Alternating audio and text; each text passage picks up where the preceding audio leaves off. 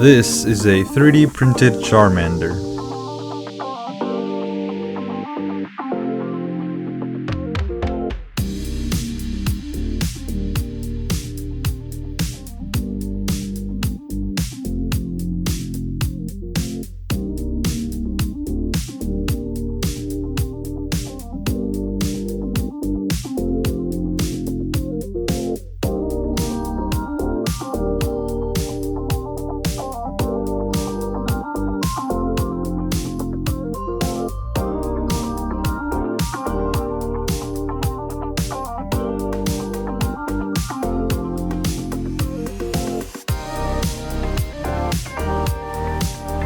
As you can see, I am very bad at painting, but for every like you leave on this video, I'll get just a little bit better, so be sure to like, share, comment, etc.